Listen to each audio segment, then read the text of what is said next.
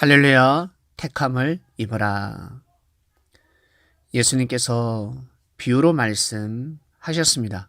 그 당시 하나님의 섭리 역사는 마치 아들을 위하여 혼인잔치를 베푼 임금과 같다. 임금이 종들을 보냈습니다.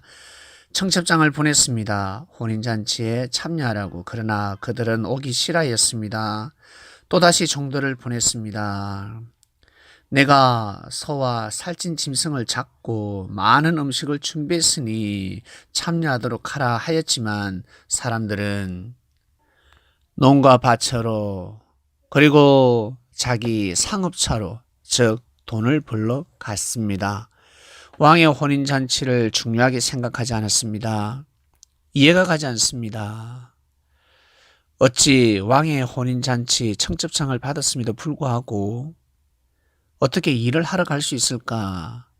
사업을 하러 갈 수 있을까? 이해가 가지 않습니다.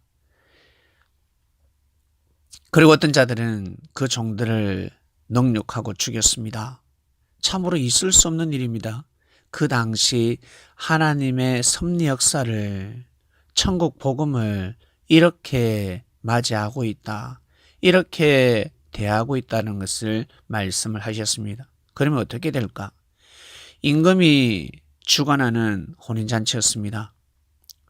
청첩장을 보냈음에도 불구하고 오지 않았습니다. 무시하였습니다. 있을 수 없는 일이죠. 누구는 오고 싶어서, 참여하고 싶어서, 오고 싶어도 오지 못하는데 청첩장을 받았음에도 불구하고 오지 않고 그리고 돈 벌러 갔습니다. 그리고 임금이 보낸 종들을 잡아 죽였습니다. 그 당시 하나님의 섭리 역사를 이렇게 핍박하고 있다. 결국 어떻게 됩니까? 다 죽는 것입니다. 축복이 끊어지는 것입니다. 운명이 돌아가는 것입니다.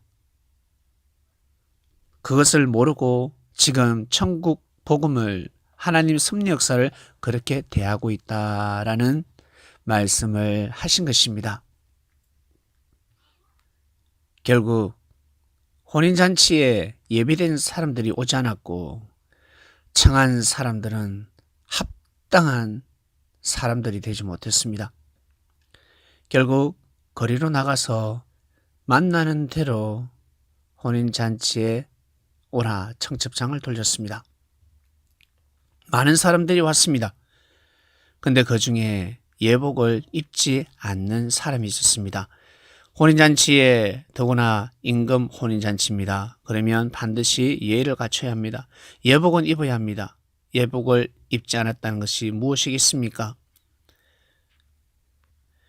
기본 예의 예절을 갖추지 않았다는 것입니다. 신앙에 있어서 즉 믿음을 가지지 못했다라는 것입니다. 믿음 없이는 신앙생활을 할 수가 없습니다. 하나님을 섬길 수가 없습니다. 그처럼 옷을 입지 않았다는 것은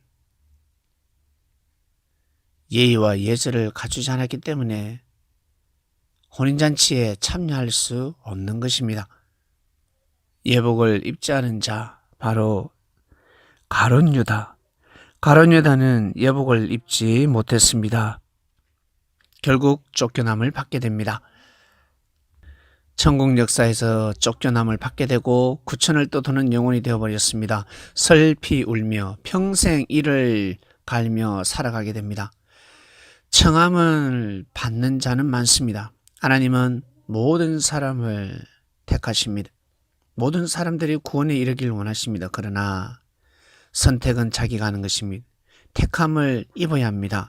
하늘은 모든 사람들에게 구원의 손길을 펼치지만 사람들이 그 구원의 손길을 택하지 않는 것입니다.